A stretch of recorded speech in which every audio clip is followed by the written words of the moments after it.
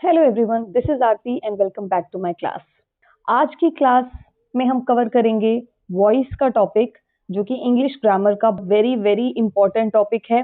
आपको बहुत ट्रिकी लगता है, लेकिन बिलीव मी, आज की क्लास पढ़ने के बाद अगर आपको वॉइस अच्छे से ना आ जाए ना, तो आप मुझे नीचे कमेंट कर देना कि मैम हमें वॉइस समझ में नहीं आया।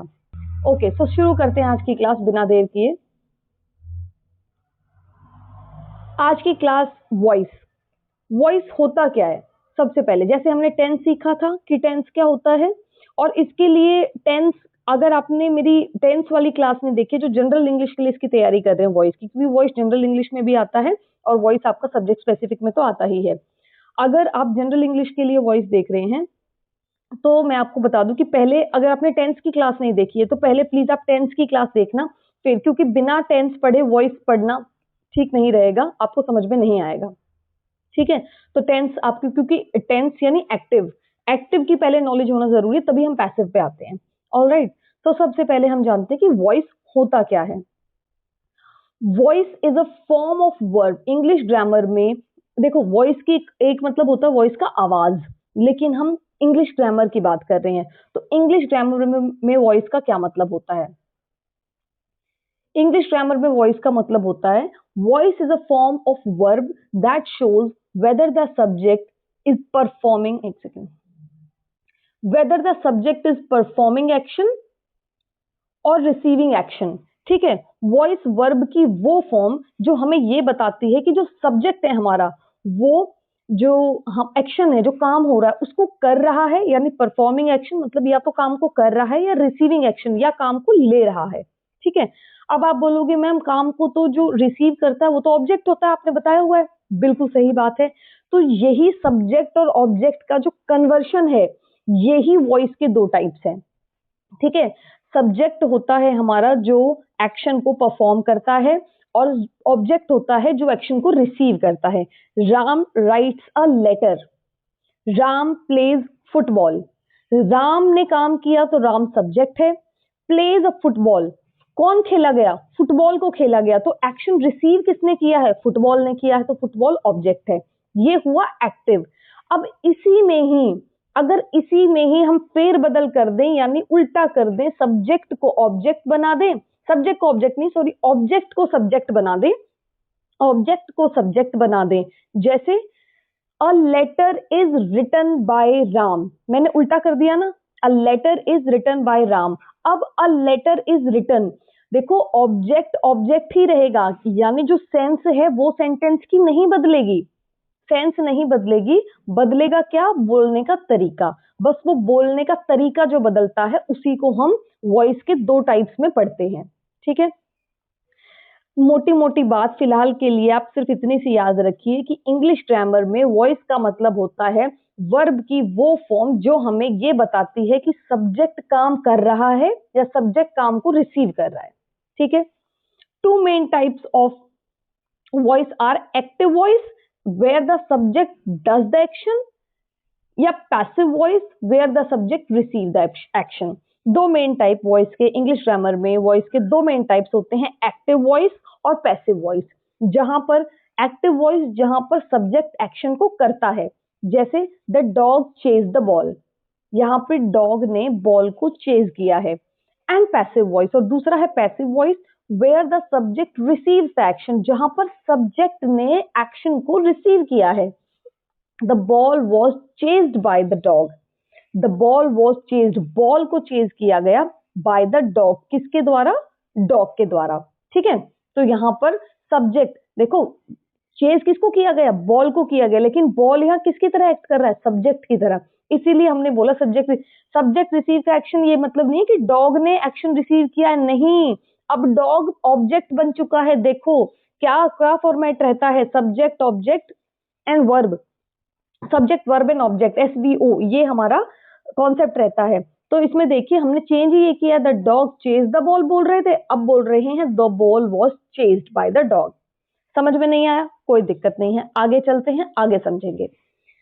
एक्टिव वॉइस की बात करते हैं। वॉइस हमें समझ में आ गया कि वॉइस क्या होता है, वर्ब की वो फॉर्म जो हमें ये बता दे, बोलने का वो तरीका जो हमें ये बता दे कि सब्जेक्ट एक्शन कर रहा है या सब्जेक्ट एक्शन को रिसीव कर रहा है। वॉइस का तो सिंपल सा मतलब ये होता है, ठीक है।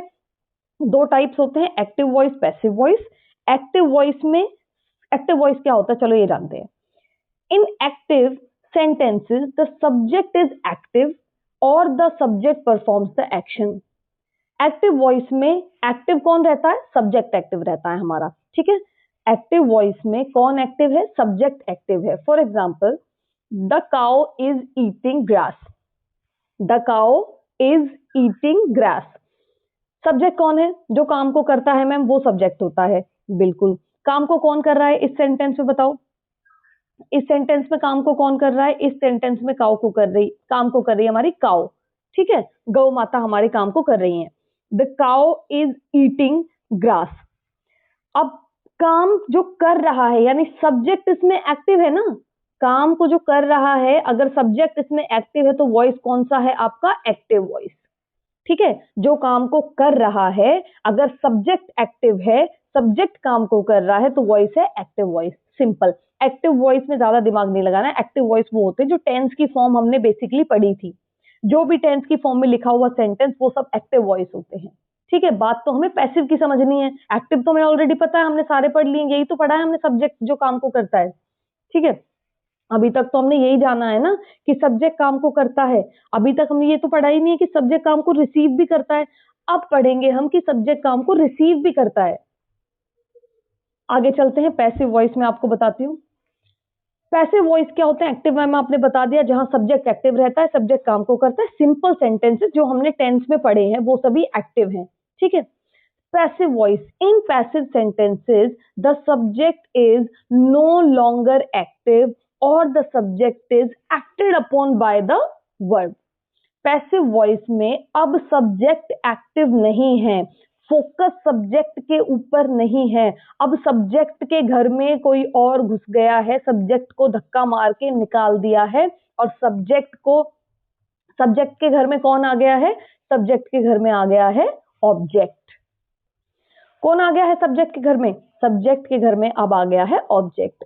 अब देखिए सेंटेंस था the cow is eating the grass, अब देखेंगे अब क्या सेंटेंस बनता है, अब सब्जेक्ट के घर में आ गया है object. For example, grass is being eaten by the cow. Grass is being eaten, ये तो घर हमारा सब्जेक्ट का घर है। अब सब्जेक्ट के घर में आ कौन गया है, ऑब्जेक्ट। लेकिन जिस घर में हम चले जाएं, हमारी पहचान उस घर के नाम से ही होती है, ठीक है, क्योंकि हमारी अपनी अभी कोई पहचान नहीं है। हम तो जिस घर में रहने लग जाएं, हमारी उसी से पहचान होगी, ठीक है। तो ग्रास था तो ऑब्जेक्ट, लेकिन अब वो किसके घर में आ गया है, सब्जेक्ट के घर में, तो अब वो क्या बन गया, अब वो भी सब्जेक्ट बन गया है। इसीलिए अब यहाँ ग्रास बन गया है subject. Is being eaten by the cow, और काउ जो हमारी सब्जेक्ट थी, क्योंकि अब वो ऑब्जेक्ट के घर में चली गई है, मजबूरी में उनको ऑब्जेक्ट के घर में रहना पड़ रहा है, इसीलिए अब हमारी काउ सब्जेक्ट से क्या बन गई है, ऑब्जेक्ट। जिसके घर में रहेगा, जिसकी जगह लेगा, जिसकी जगह पर आ जाएगा, उसी का नाम चलता है, ठीक है, अपना कोई इनका वजूद नहीं है। क्लियर। अब मैम ये इज बीइंग ईटन कहां से आ गया, ये समझ में नहीं आया। बस यही समझाने के लिए पूरी क्लास रखी गई है कि ये इज बीइंग ईटन कैसे आ गया, has be, have be, have to be, सब समझाएंगे, अच्छे से पढ़ेंगे, ठीक है। चलते हैं अब next, let's move on to our next slide. अब देखिए, अब हमें वॉइस पता चल गया कि वॉइस का मतलब क्या होता है। वॉइस का मतलब आवाज इंग्लिश ग्रामर में नहीं होता है, ठीक है। वॉइस का मतलब होता है कि वर्ब की वो फॉर्म जो हमें ये बताए कि काम हो रहा है सब्जेक्ट के द्वारा या काम रिसीव हो रहा है सब्जेक्ट के द्वारा, ठीक है। जो एक्टिव सेंटेंसेस होते हैं उसमें सब्जेक्ट काम करता है, और जो पैसिव सेंटेंसेस होते हैं उसमें आपका जो सब्जेक्ट है, जो एक्टिव में सब्जेक्ट था, अब वो पैसिव में काम को रिसीव कर रहा है, यानी जो एक्टिव में काम को कर रहा था अब उसको वो रिसीव कर रहा है, ठीक है। सब्जेक्ट बदलता नहीं है। एक बात मैं आपको बता दूं, देखो हमने बोला the cow is eating the grass, इसमें सब्जेक्ट था काउ, ऑब्जेक्ट था ग्रास, काम कर रही थी काउ और रिसीव कौन कर रहा था, ग्रास। अब जब पैसिव में बदलो इसको, the grass is being eaten by the cow, अब काम अब रिसीव कौन कर रहा है? ग्रास ही रिसीव कर रही है। पहले भी ग्रास ही रिसीव कर रही थी, लेकिन अब समझो, पहले ग्रास ऑब्जेक्ट थी, अब ग्रास सब्जेक्ट है। ये फर्क है, ठीक है। ऐसा नहीं है कि अब काउ रिसीव करने लगी, नहीं, अंदर का माल मटेरियल नहीं बदला है, ऊपर का टैग बदल गया है। क्लियर? चलते हैं आगे। अब active voice and passive voice with tenses, tenses के साथ देखो, एक्टिव वॉइस मॉडल्स में भी लगते हैं, टेंसेस में भी लगते हैं, कुछ इंपेरेटिव सेंटेंसेस में भी लगते हैं। सबसे पहले हम टेंसेस में पढ़ते हैं, ठीक है। ध्यान से समझना है टेंसेस में, इसमें आपको कुछ भी याद नहीं रखना है, कुछ भी रटना नहीं है। टेंस की क्लास आपने अगर अच्छी तरह देखी है तो वॉइस आपके लिए एकदम हलवा खेल रहने वाला है, एकदम हल्के से ले जाएंगे। It will be a cake walk for you, alright. इसमें बस ध्यान आपको क्या रखना है, जितने भी मैं टेंस के टाइप सभी पढ़ाऊंगी, सिंपल, प्रेजेंट, प्रेजेंट कंटिन्यूस, इसमें आपको ध्यान सिर्फ ये रखना है कि जो वर्ब हमें क्या यूज करनी है, ठीक है। यानी जो हेल्पिंग वर्ब है, जो ऑक्सिलरी वर्ब है, वो हमें क्या यूज करनी है, सिर्फ ये ध्यान रखना, उसके अलावा कुछ भी ध्यान नहीं रखना है। Clear? Active and passive voice, सबसे पहला टेंस हमारा प्रेजेंट टेंस आता है, तो प्रेजेंट टेंस से स्टार्ट करेंगे। प्रेजेंट टेंस का भी पहला टाइप क्या है? Simple present tense. अब देखिए, सिंपल प्रेजेंट टेंस में मैं आपको पहले बताऊंगी कि उसमें वर्ब क्या यूज होगी, और उसके बाद एक्टिव के सेंटेंसेस और पैसिव के सेंटेंसेस। इसमें मैंने आपके लिए सिंपल यानी डिक्लेरेटिव सेंटेंसेस भी डाले हैं, और आपके लिए इंटेरोगेटिव भी डाले हैं और नेगेटिव भी डाले हैं। मतलब मोटा मोटी जो हमारे लिए इंपॉर्टेंट है वो मैंने सब कुछ डाला है इसके अंदर। क्लियर? देखो, simple present tense, simple present tense में is, am, are helping verb use होगी, और थर्ड फॉर्म ही लगती है पैसिव वॉइस में वर्ब की। ये क्लियर है, ये अपने दिमाग में बैठा लो, इसके अलावा किसी वर्ब पे हमें जाना ही नहीं है। पैसिव में जब भी कन्वर्शन करते हैं, चाहे कोई भी टेंस की फॉर्म हो, एक्टिव में पैसिव में थर्ड हो जाती है, थर्ड के अलावा कोई नहीं होती है। लेकिन टेंस नहीं बदलता है, टेंस नहीं बदलता है, यानी बोलने का जो सेंस है, बोलने का मतलब है, बोलने का समय है, वो नहीं बदलता है, बस बोलने का तरीका बदल जाता है। यही वॉइस में होता है। क्लियर? सेंस नहीं बदल देनी है, ठीक है। अब देखिए, सिंपल प्रेजेंट टेंस का एग्जांपल देखिए। एक्टिव वॉइस में पढ़ेंगे सबसे पहले डिक्लेरेटिव सेंटेंसेस, सिंपल टेंसेस है। सिंपल प्रेजेंट टेंस कौन से, एक बार याद दिला देती हूँ। ता है, ते है, ती है, मैं खाना खाता हूँ, जो हमें किसी हैबिट की, किसी रूटीन की बात याद कराते हैं, ठीक है। मैं खाना खाता हूँ, मैं, he lights a candle, he lights a candle, वो कैंडल जलाता है, ठीक है। He lights the candle. अब इसका पैसिव में क्या बताया मैंने कि सबसे पहले पहले काम क्या होगा कि जो ऑब्जेक्ट है, जो ऑब्जेक्ट है आपका एक्टिव में, उसको सब्जेक्ट बना दो। ऑब्जेक्ट को किसके घर में डाल दो? सब्जेक्ट के घर में डाल दो जबरदस्ती, और वहां से सब्जेक्ट को धक्का मार के भगा दो। तो इसमें देखो, he lights the candle, he lights the candle, इसमें ऑब्जेक्ट क्या है? कैंडल। काम क्या हो रहा है? जलाने का। और सब्जेक्ट क्या है? He lights the candle. अब क्या करना है पैसिव में बदलने के लिए? ऑब्जेक्ट को लेके आओ सब्जेक्ट की जगह, ऑब्जेक्ट को लेके गए सब्जेक्ट की जगह, ये आ गया हमारा ऑब्जेक्ट द कैंडल, ठीक है।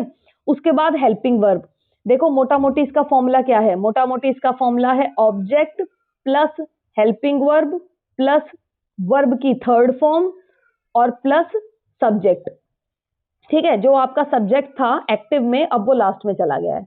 Clear?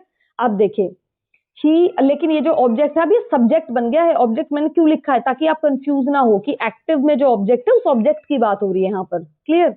He lights a candle, object, उसके बाद हेल्पिंग वर्ब इज आएगी। इज क्यों आई? एम और आर क्यों नहीं आई? ये मुझे बताने की जरूरत नहीं है। इज आई क्योंकि अब जो हमारा सब्जेक्ट की तरह एक्ट कौन कर रहा है? कैंडल, कैंडल सिंगुलर है इसीलिए इज आएगी। इज एम आर क्यों आ रही? क्योंकि सिंपल प्रेजेंट टेंस है, ठीक है। सिंपल प्रेजेंट टेंस में, प्रेजेंट कंटिन्यूअस टेंस में is am are helping verb आएगी। किसको देखते हुए आएगी? उस ऑब्जेक्ट को देखते हुए जो अब सब्जेक्ट बन गया है। द कैंडल को देखते हुए इज आपकी हेल्पिंग वर्ब आ गई। द कैंडल इज वर्ब की थर्ड फॉर्म ही आएगी, आंख बंद करके वर्ब की थर्ड फॉर्म लगा दें। लाइट हमारी वर्ब थी तो थर्ड फॉर्म होगी lighted. The candle is lighted by him. अब ये बाय हिम कैसे आया? बाय क्यों लगाया है और हिम क्यों लगाया? देखो, हमारा जो सब्जेक्ट था वो था ही, और यहाँ पर हम उसको ऑब्जेक्ट की तरह यूज कर रहे हैं। तो मैं आपको बता दूं, मैंने नीचे डाल भी दिया है स्लाइड में, कुछ प्रोनाउंस होते हैं जिनको सब्जेक्टिव केस में, जैसे ही को ही करते हैं। अगर मैं बोलूं ही ईट्स एप्पल, वो खाना खाता है, ठीक है। फिर मैं बोलूं ये एप्पल उसका है, ये एप्पल उसका है। Him, this apple belongs to him. तो उसका, ये वो और उसका, ये आप पढ़ते हो ना सर्वनाम में पढ़ते हो ना वो और उसका, बस यही है इंग्लिश में भी सब्जेक्टिव केस और ऑब्जेक्टिव केस। जब हम सब्जेक्टिव केस में एज अ सब्जेक्ट प्रोनाउन को यूज कर रहे हैं तो वो ही है, फिर अगर उसको ऑब्जेक्टिव केस में यानी अगर उसको ऑब्जेक्ट की जगह पर यूज करें तो वो हिम बन जाता है। शी का भी ऐसा ही है, अगर एज अ सब्जेक्ट हम यूज कर रहे हैं तो वो शी है, फिर अगर एज अ ऑब्जेक्ट यूज करने लगे तो वो हर बन जाता है। ऐसा ही किसका है, आई का है, जब एज अ सब्जेक्ट यूज करेंगे तो आई है, एज अ ऑब्जेक्ट यूज करेंगे तो वो मी है। क्लियर। वी का भी ऐसा ही है, एज अ सब्जेक्ट यूज करेंगे तो वी है वरना वो अस है। क्लियर। ये कुछ ऑब्जेक्टिव और सब्जेक्टिव केस होते हैं कि जब हम सब्जेक्ट की तरह यूज करें तो ये रहता है और ऑब्जेक्ट की तरह तो ये रहता है। यू ही रहता है, यू का चेंज नहीं होता। बाकी मैंने नीचे आपके लिए स्लाइड में डाल दिया, आपको देखने के लिए कोई चिंता करने की जरूरत नहीं है। ठीक है। बाय हम क्यों लगा रहे हैं, बाय हम इसलिए लगा रहे हैं, देखो बिना बाय लगाए हमारे जो सेंटेंस है उसकी सेंस नहीं निकलेगी। ही लाइट्स अ कैंडल, वो कैंडल जलाता है। पैसिव में बोलो, कैंडल उसके द्वारा जलाई जाती है, कैंडल उसके द्वारा जलाई जाती है। तो हिम, अगर मैं सिंपल ये लिख दूं the candle is lighted him, the candle is lighted him, ये क्या है, कोई सेंटेंस की सेंस नहीं निकली, इसीलिए बाय का यूज किया। बाय मतलब उसके द्वारा, बाय का मतलब क्या होता है, के द्वारा। किसके द्वारा, उसके द्वारा, हिम के द्वारा। ठीक है। बाय का मतलब समझ में आया। देखो कोई सेंटेंस है जिसमें बाय नहीं भी लगती, वो मैं आपको आगे केस में बता दूंगी, लेकिन ये अभी जो नॉर्मल सेंटेंसेस होते हैं उसमें बाय लगाते हैं। नेक्स्ट, अभी मैंने आपको मोटा मोटा समझा दिया है, ठीक है, डीप में समझा दिया, मोटा मोटा नहीं बिल्कुल डिटेल में समझा दिया। अब हमें करने में अपने क्वेश्चंस आगे, अपने जो सेंटेंसेस उसको करने में परेशानी नहीं होगी। देखिए, he does not light the candle, ये इसका नेगेटिव केस है, कुछ नहीं लगा इसमें, उसमें डिक्लेरेटिव था, इसको नेगेटिव कर दिया। ही डज नॉट, वो कैंडल नहीं जलाता है, तो इसका इसका मैम वो क्या होगा, पैसिव क्या होगा।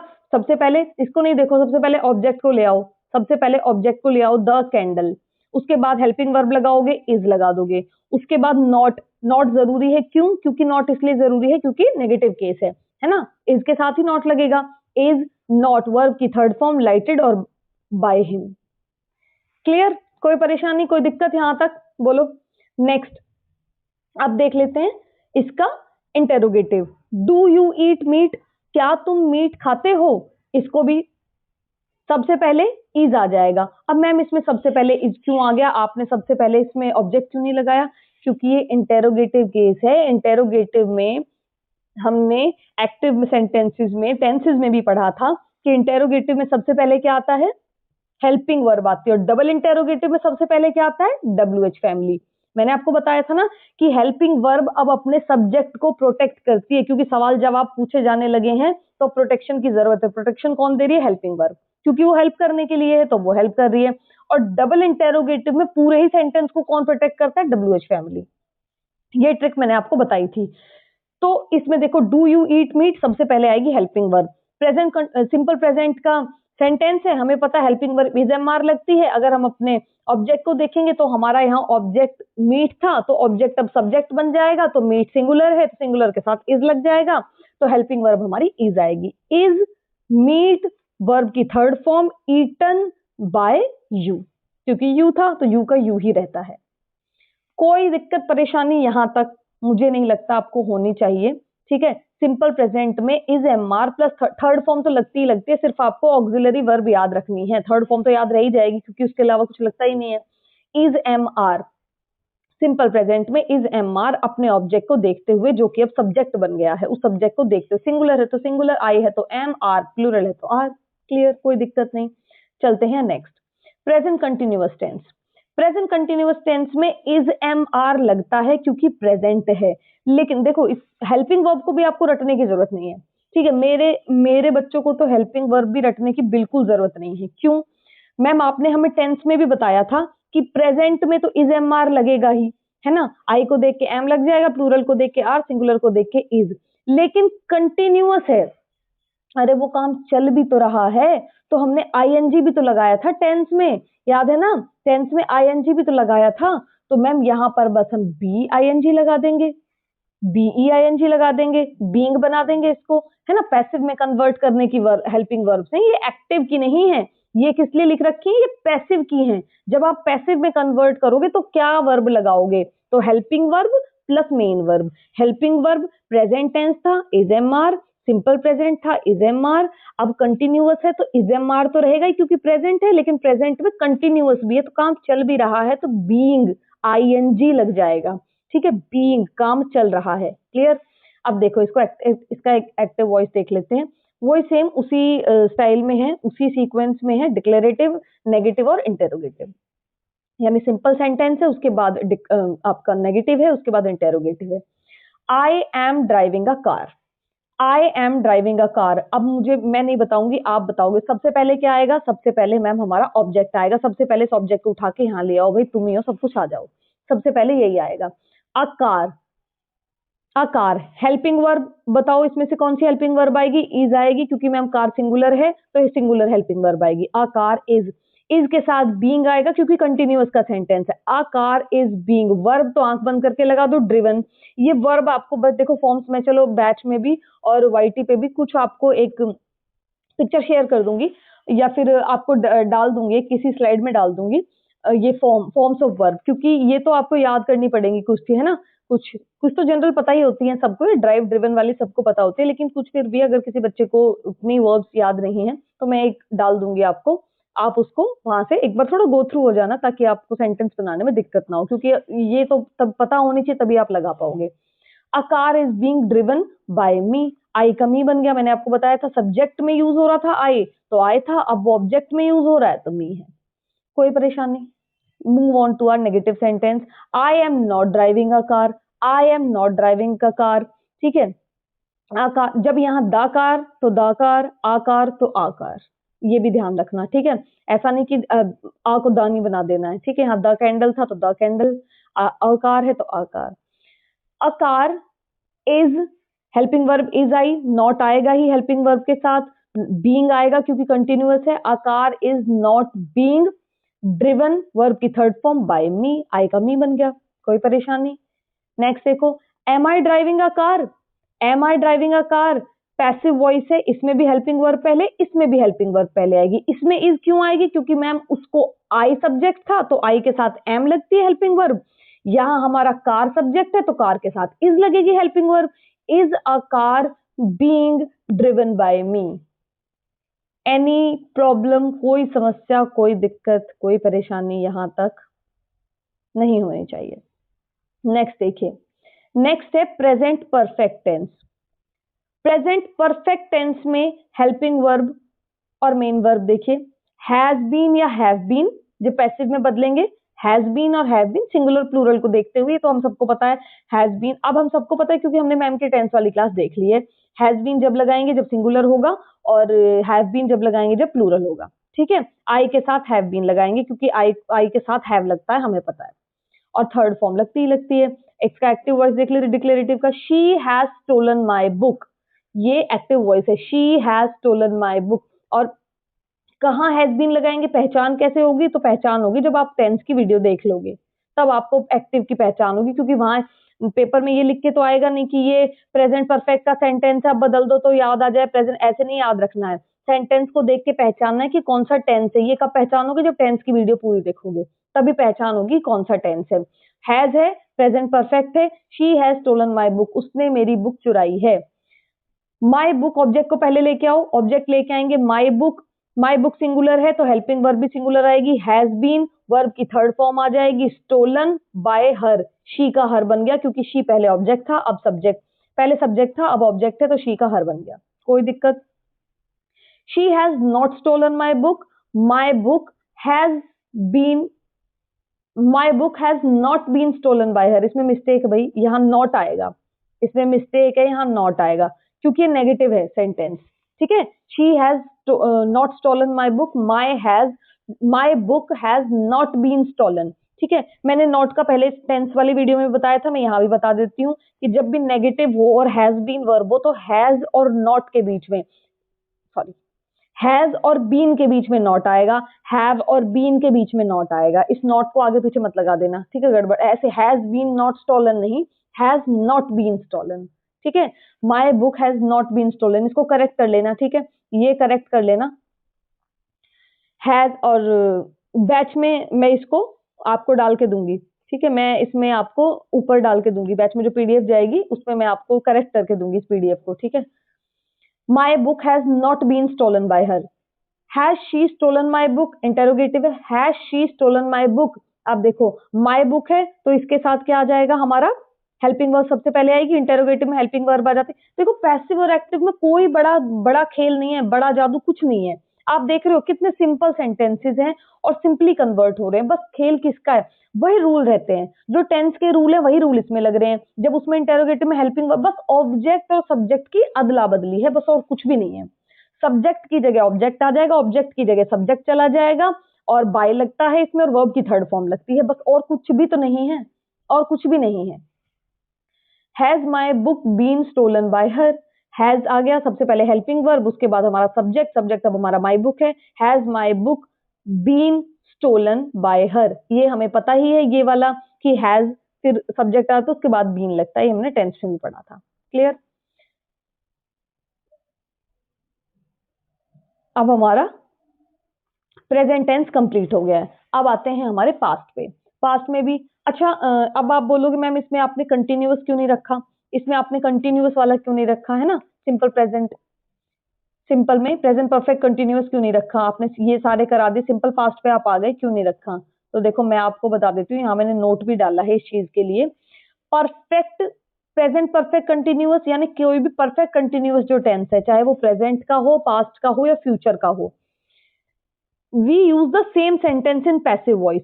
जो एक्टिव वॉइस में है ना वही सेंटेंस पैसिव वॉइस में यूज होता है, इनका कोई भी पैसिव कन्वर्शन नहीं है, ठीक है। It means these sentence can not be change into passive voice, यानी ये जो सेंटेंसेस हैं ये पैसिव वॉइस में चेंज नहीं होते हैं। क्लियर। तो हमेशा ध्यान रखेंगे सिर्फ तीन तीन सब टाइप्स चेंज होते हैं, सिंपल, प्रेजेंट, कंटिन्यूअस और परफेक्ट। परफेक्ट कंटिन्यूअस का कोई टेंस में उसमें पैसिव में कन्वर्शन नहीं है। चलिए अब आ जाते हैं हम सिंपल पास्ट पे। तो प्रेजेंट के हमने तीनों कर लिए, अब सिंपल पास्ट पे। सिंपल पास्ट पे भी सेम एक्टिव को रूल वही है, सिर्फ हेल्पिंग वर्ब बदलेगी, मेन वर्ब भी नहीं बदलेगी, मेन वर्ब भी थर्ड फॉर्म लगेगी, सिर्फ क्या बदलेगी, हेल्पिंग वर्ब, ठीक है, रूल वही रहेगा। शी फिनिश्ड वर्क, यहाँ कोई भी वर्ब की फॉर्म हो, कोई भी टेंस हो, किसी को भी बदल रहे हो, यहाँ थर्ड फॉर्म ही लगेगी, चाहे प्रेजेंट में हो, चाहे पास्ट में हो, चाहे फ्यूचर में हो। पैसिव में थर्ड ही लगेगी, चाहे इधर कोई भी हो, फर्स्ट हो, सेकंड हो, थर्ड हो, कोई भी हो, इधर थर्ड लगनी है। शी फिनिश्ड वर्क, उसने काम पूरा किया, she finished work.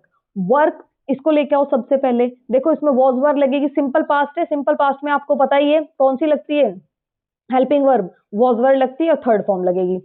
Work was verb पता है, सिंगुलर के साथ वॉज लगेगी, प्लूरल के साथ वर्ब लगेगी। Work was finished by her. Clear, कोई दिक्कत। अरे वर्क, वर्क हमारा ऑब्जेक्ट था, सब्जेक्ट बन गया, सिंगुलर हेल्पिंग वर्ब आ गई, थर्ड फॉर्म आ गई वर्ब मेन वर्ब की, बाय हर, बाय लगा के ऑब्जेक्टिव केस लगा दो शी का। क्लियर। देखो रूल से भी समझेंगे, प्रैक्टिस से भी समझेंगे, उसके बाद तो हम ऐसे देखते ही और समझ लिया करेंगे। पर बस मैं पढ़ा रही हूँ, मेरा काम है पढ़ाना, और मेरा काम है इतने अच्छे से पढ़ाना कि आपको दिमाग में घुस जाए, आपके दिमाग में कोई डाउट ना रहे। लेकिन पढ़ना आपका काम है ना, पढ़ना तो आपको पड़ेगा ही, मेरे साथ आपको क्लास में बैठना तो पड़ेगा ही।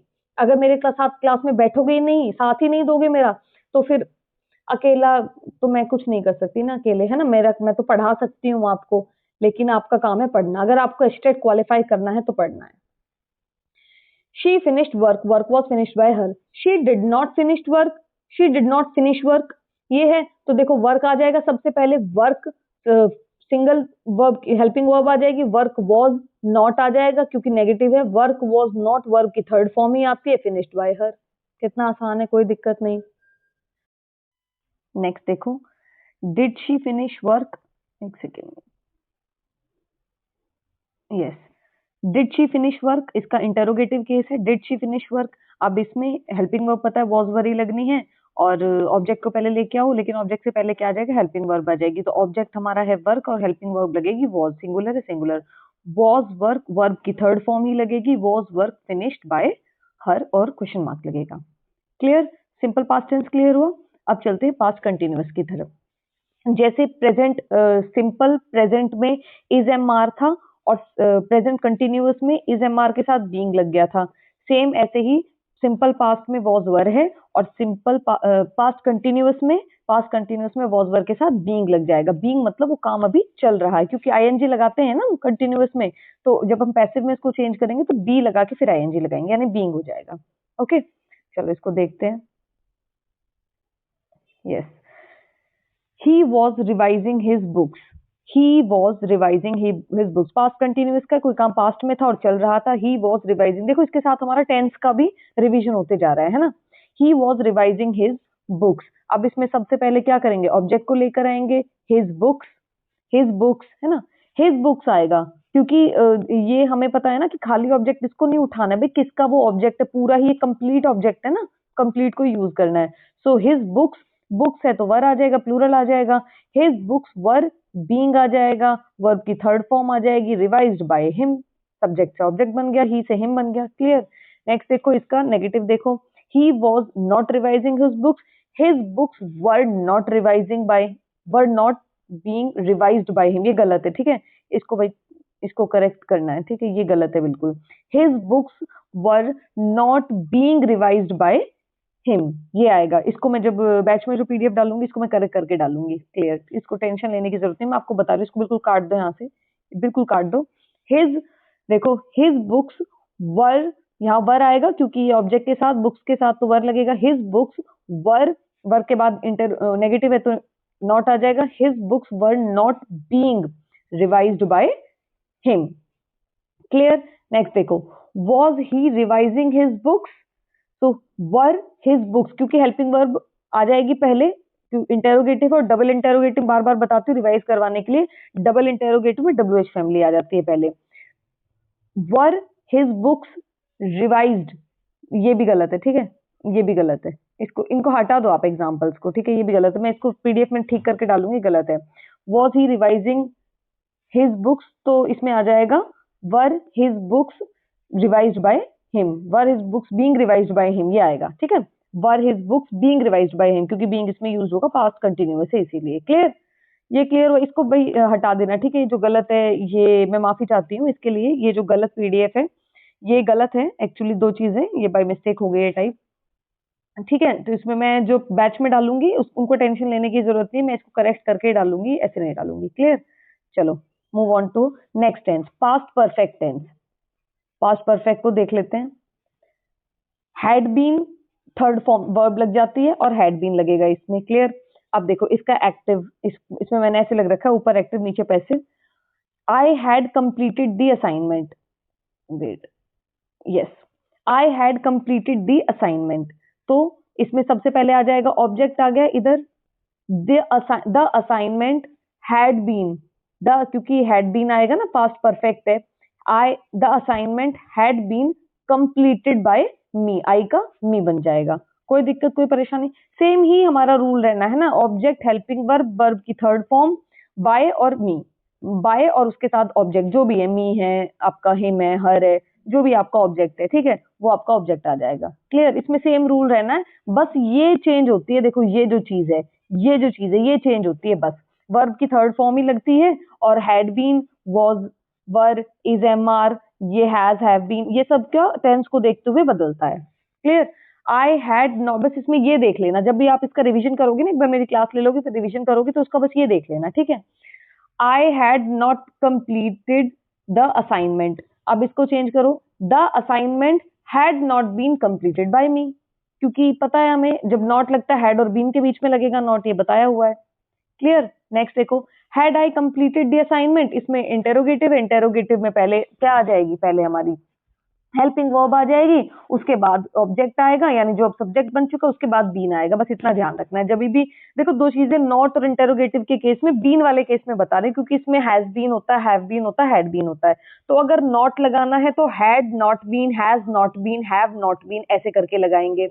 और जब आपको इसमें इंटेरोगेटिव में यूज होगा तो बस हैड पहले आ जाएगा, पूरा हैड बीन नहीं, सिर्फ अकेला ये हैड आ जाएगा, उसके बाद आपका सब्जेक्ट आ जाएगा, उसके बाद बीन आएगा, ठीक है, इसको ध्यान रखेंगे। तो had I completed the assignment, इसके लिए क्योंकि इंटेरोगेटिव में सबसे पहले हेल्पिंग वर्ब आती है हैड, उसके बाद सब्जेक्ट आता है द असाइनमेंट, उसके बाद बीन आएगा, had the assignment been completed by me. Clear. अब चलते हैं अपने फ्यूचर टेंस पे। पास्ट टेंस क्लियर हुआ, प्रेजेंट टेंस क्लियर हो गया, पास्ट टेंस क्लियर हो गया। अब चलते हैं फ्यूचर टेंस पे। सिंपल फ्यूचर टेंस इसका भी परफेक्ट कॉन्टिन्यूअस नहीं है, उसका मैंने रीजन पहले ही बता दिया। वो जितने भी परफेक्ट कॉन्टिन्यूअस के टाइप हैं, टेंस के टाइप है परफेक्ट कॉन्टिन्यूअस वाले, उनमें कोई चेंज नहीं होता है, वो ऐसे कैसे पैसिव में यूज होते हैं। क्लियर। सिंपल फ्यूचर टेंस, अब देखो इसमें विल शेल लगेगा, बी लगेगा और वर्ब की थर्ड फॉर्म लगेगी। क्या लगेगा? विल शेल बी और वर्ब की थर्ड फॉर्म लगेगी।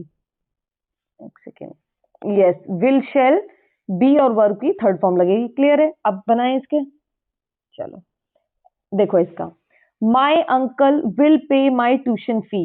My uncle will pay my tuition फी, तो इसमें पूरा ऑब्जेक्ट उठाना है, ये पूरा ऑब्जेक्ट उठाना है complete. My tuition fee will be paid, my tuition fee will be, my tuition fee will be paid by my uncle. Any doubt, कोई दिक्कत इसमें? ठीक है, सिंपल जैसा हमारा रूल था, जैसे जो हमारी हेल्पिंग वर्ब थी वही हमें लगानी है। माई अंकल विल नॉट पे माई ट्यूशन फी, तो माई tuition fee will not be paid by my uncle. ठीक है, क्लियर। इसमें अब मुझे नहीं लगता ज्यादा मुझे रुकने की जरूरत है। विल माई अंकल पे माई ट्यूशन फी, इंटेरोगेटिव है तो हेल्पिंग वर्ब आएगी पहले। विल और हेल्पिंग वर्ब ट्यूशन को देख के आइए। ठीक है, विल माई ट्यूशन, इसको ऐसे नहीं कि यहाँ ये है तो यहाँ भी ये आगे नहीं है, ट्यूशन को देख के आइए, क्योंकि हमारे इसको ये हमारा सब्जेक्ट बन गया, तो इसको देखिए। Will my tuition fee be paid by my uncle. Be और बीन के केस में मैंने बताया था, पहले हेल्पिंग वर्ब आएगी, फिर पूरा ऑब्जेक्ट यानी जो सब्जेक्ट है, और उसके बाद बी या बीन जो भी आता है। ठीक है, will my tuition fee be paid by my uncle. Next देखते हैं, सिंपल फ्यूचर और फ्यूचर परफेक्ट। इसमें कोई कंटिन्यूअस होता नहीं है, आपको पता है। ठीक है, विल शेल हैव बीन और थर्ड फॉर्म, मैंने इसको हाईलाइट नहीं किया, इसको अब कर देती हूँ। Yes, will shall have been और थर्ड फॉर्म, ये इसकी जो वर्ब रहेगी, हेल्पिंग वर्ब और थर्ड फॉर्म ये रहेगी। ठीक है, अब देखते हैं इसका sentences. We shall have done our homework, we shall have done our homework, इसका पैसिव क्या बनेगा?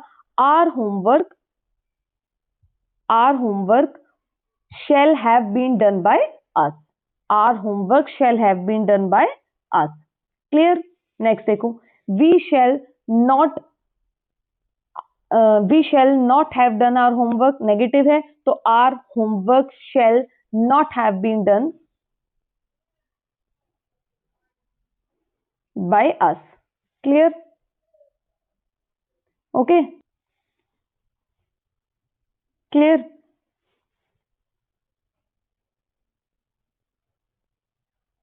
नेक्स्ट देखिए, shall we have done our homework, इसमें इंटेरोगेटिव है, तो इसमें पहले क्या आ जाएगा? हमारा हेल्पिंग वर्ब आएगी, shall our homework have been done by us. Clear? ये नोट मैंने डाल रखे, मैंने पहले ही आपको बता दिया कि प्रेजेंट परफेक्ट कंटिन्यूअस में, पास्ट परफेक्ट कंटिन्यूअस में, फ्यूचर परफेक्ट कंटिन्यूअस टेंस में या फ्यूचर परफेक्ट टेंस में। ठीक है, ये मैंने आपको बता ही दिया है कि इनका नहीं होता है।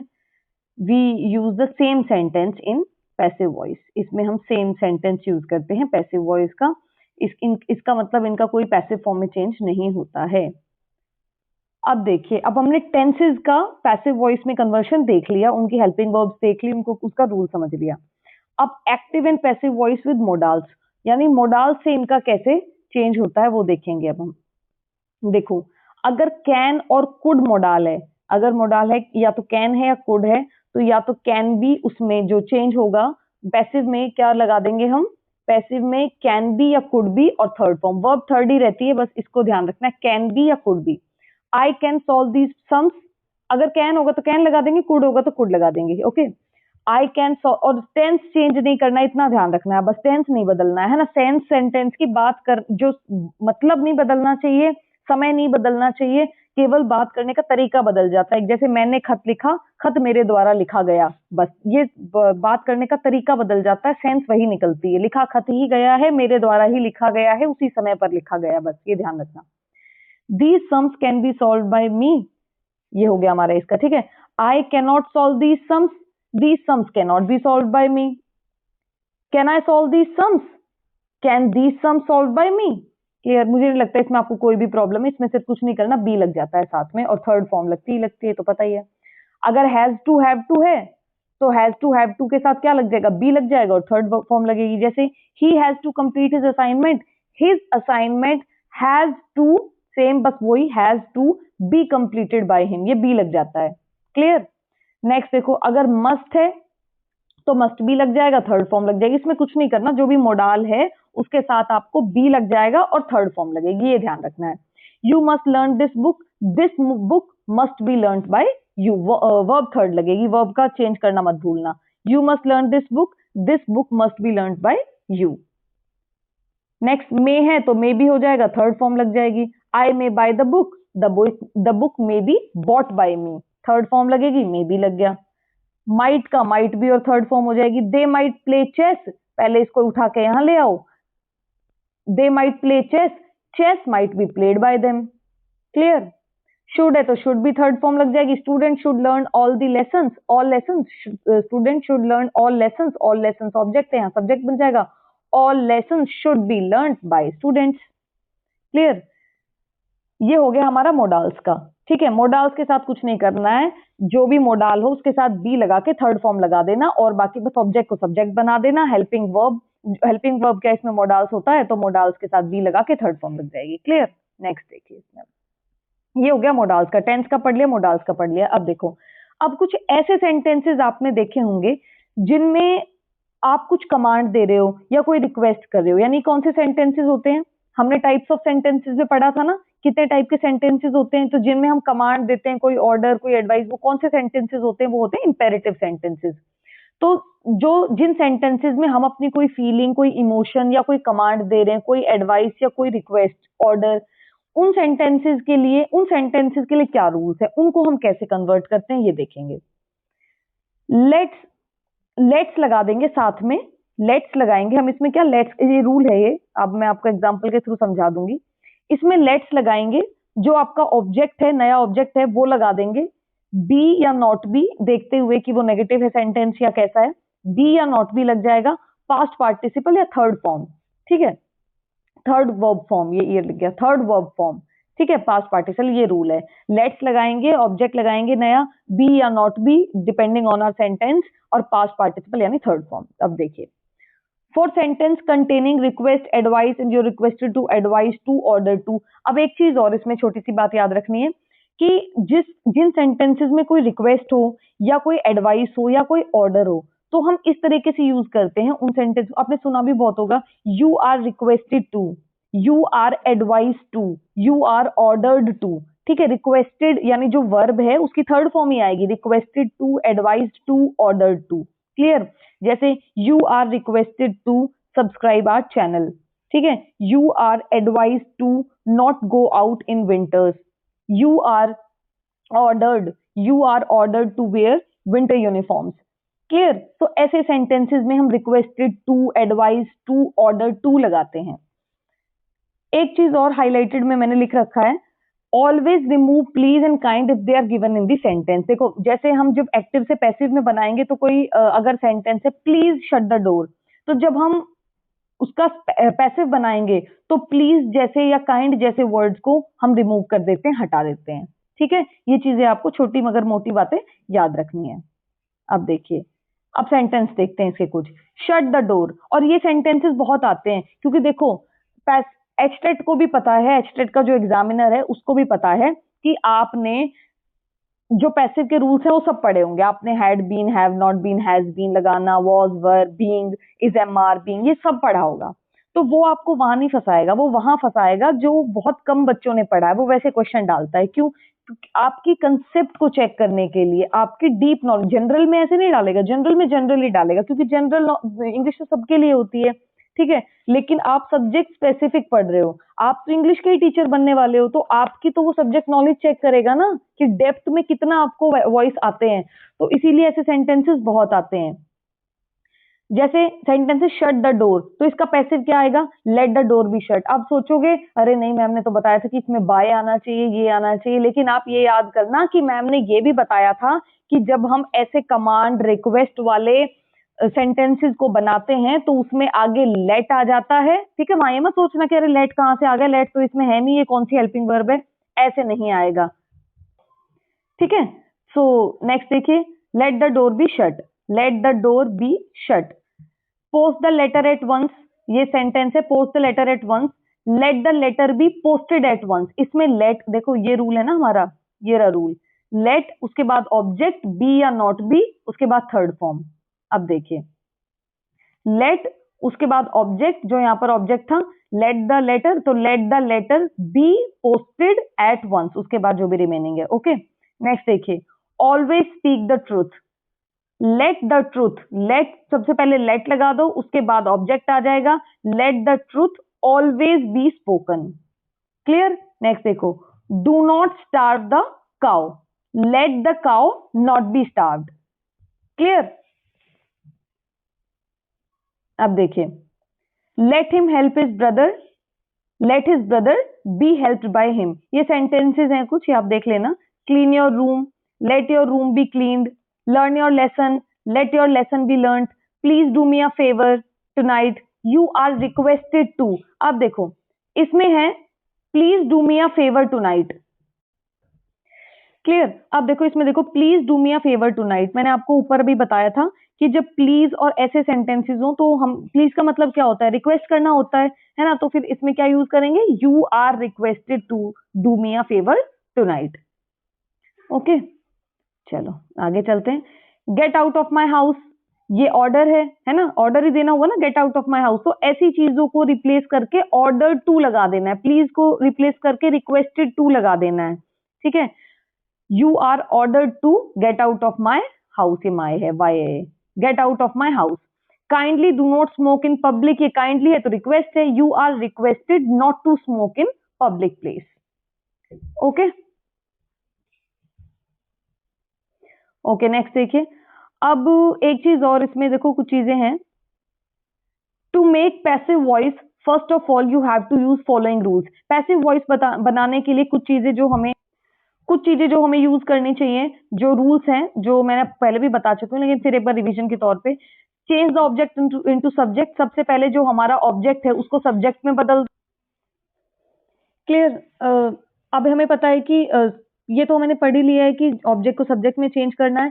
If in object we have a pronoun of object case, convert that by following rules. ये हमें पता है कि, ये तो मैंने आपको बताया था कि अगर सब्जेक्ट के केस में कोई प्रोनाउन है, जैसे ही है, शी है, आई है, तो उसको ऑब्जेक्ट के केस में कैसे बदलना है। जैसे ही का हिम हो जाता है, शी का हर हो जाता है, आई का मी हो जाता है, ठीक है, बी का अस हो जाता है। अब इसमें कुछ मैंने आपको बताया भी था कि मैंने नीचे डाला हुआ है, ये देखो, ये कुछ मैंने डाले हुए हैं, इसको आप देख लेना। मी का आई हो जाएगा, यू का यू हो जाएगा, मी का आई क्या, ऑब्जेक्ट जब सब्जेक्ट बनता है, ठीक है, ये ऐसे लिखा हुआ, ये ऑब्जेक्ट है और ये सब्जेक्ट। मी का आई हो जाता है, यू का यू रहता है, हर का शी, देम का दे, अस का वी, हिम का ही, इट का इट रहता है और हुम का हु। क्लियर? और सब्जेक्ट ऑब्जेक्ट में कैसे बदलता है, आई का बाय मी हो जाएगा, बाय तो हम पता लगाते हैं, यू का बाय यू, शी का बाय हर, दे का बाय देम, वी का बाय अस, ही का बाय हिम, इट का इट ही रहता है एंड हु का बाय हु। अब कुछ रूल्स हैं, बेसिक रूल्स एक्टिव से पैसिव में बदलने के लिए। कुछ बेसिक रूल्स क्या होते हैं, सबसे पहले सब्जेक्ट ढूंढो आप, ऑब्जेक्ट ढूंढो और उसके बाद मेन वर्ब ढूंढो। इसका मतलब एसवीओ फाइंड करो। एसवीओ क्या होता है, सब्जेक्ट, वर्ब और ऑब्जेक्ट। सबसे पहले इनको ढूंढो कि सब्जेक्ट कौन सा है, वर्ब कौन सा, ऑब्जेक्ट कौन सा है, जो आप ऐसे ही पहचान लोगे चुटकियों में, कोई दिक्कत नहीं होगी अब आपको। Convert the object into subject. अब जो यहाँ पर जो लास्ट में, जैसे अगर यहाँ पर सब्जेक्ट होता है, वर्ब होता है, ऑब्जेक्ट होता है, ये एक्टिव का है, ठीक है, ये एक्टिव का है। अगर आपको पैसिव में लाना है तो सबसे पहले ऑब्जेक्ट को लेके आओ सब्जेक्ट की जगह, उसके बाद वर्ब टेंस को देख के लगानी है, प्लस थर्ड फॉर्म लगती है हमेशा मेन वर्ब की, और उसके बाद जो भी आपका सब्जेक्ट है उसको यहाँ ले आओ, ठीक है। ये use suitable helping verb, auxiliary verb according to tense, tense के अकॉर्डिंग आपको सूटेबल हेल्पिंग वर्ब लगा। क्लियर? तो ये हमने कर लिया, वर्ब हमने देख ली, टेंस के अकॉर्डिंग ही हमें वर्ब लगानी है, जो भी टेंस है। If helping verb is given, use verb as it is. Helping verb given है तो एज इट इज वर्ब लगा दो, but note that helping verb use should be according to the object. जो हेल्पिंग वर्ब लगा रहे हैं वो हम ऑब्जेक्ट के अकॉर्डिंग लगाएंगे, यानी ऑब्जेक्ट अगर प्लूरल है तो प्लूरल लगाएंगे, सिंगुलर है तो सिंगुलर लगाएंगे। क्लियर? आई के साथ एम लगाएंगे, इस तरह का चीजों का आपको ध्यान रखना है। Convert the verb into past participle. Past participle में वर्ब को कन्वर्ट कर दो, थर्ड फॉर्म लगा दो वर्ब की, ये मतलब।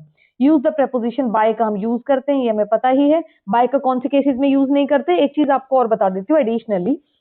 बाय का कौन सी केसेस में यूज नहीं करते? कई बार जैसे the thief has been caught by police, तो पुलिस यहाँ जरूरी नहीं है। जब अगर हमारा सब्जेक्ट पे, जो कि सब्जेक्ट अब ऑब्जेक्ट बन चुका है, अगर उस पे ज्यादा जोर नहीं देना है, उसको ज्यादा इंपॉर्टेंस नहीं देना, मतलब हमें सिर्फ इतना ही बताना है कि चोर पकड़ा गया, तो हम बाय पुलिस नहीं लगाएंगे, कोई जरूरत नहीं है, लगाओ या मत लगाओ। लेकिन अगर जो हम ऑब्जेक्ट लगा रहे हैं, यानी जो सब्जेक्ट अब ऑब्जेक्ट बना है, अगर हमें उसकी इंपॉर्टेंस है, उसको बताना है, तो फिर हम बाय लगाएंगे। क्लियर? बाकी कमांड और रिक्वेस्ट वाले सेंटेंसेस में बाय नहीं लगाएंगे, हट जाता है। जैसे shut the door, late the door be shut, इस तरीके से। ठीक है, इन केसेस में बाय नहीं लगाते। Convert the subject into object, subject को ऑब्जेक्ट बना देते हैं। ये मोटे मोटे रूल्स होते हैं आपको, जिससे आप अपने एक्टिव वॉइस को पैसिव वॉइस में बदल देते हैं। क्लियर? तो ये थी आपकी पैसिव वॉइस, एक्टिव वॉइस की पूरी क्लास। मैं उम्मीद करती हूँ कि आपको क्लास पसंद आई होगी। अगर आपको क्लास पसंद आए तो प्लीज लाइक, शेयर, सब्सक्राइब जरूर करिएगा। ठीक है, आपको मैं ऐसे ही आपके लिए और क्लासेस लाती रहूंगी। प्लीज कमेंट करके जरूर बताया करो, जो भी देखते हो, कि कैसी आपको क्लासेस लग रही हैं। अगर आपको इसमें कोई चेंजमेंट की जरूरत है, आप प्लीज नीचे कमेंट करके जरूर बताया करो कि आपको क्लास कैसी लग रही है, कैसी समझ में आ रही है। ठीक है, और ये बहुत आपके लिए हेल्पफुल रहने वाली है, बिलीव मी। सो ठीक है, समाप्त करते हैं आज की क्लास को। मिलेंगे नेक्स्ट टॉपिक के साथ नेक्स्ट क्लास में। तब तक के लिए टेक केयर, बाय बाय।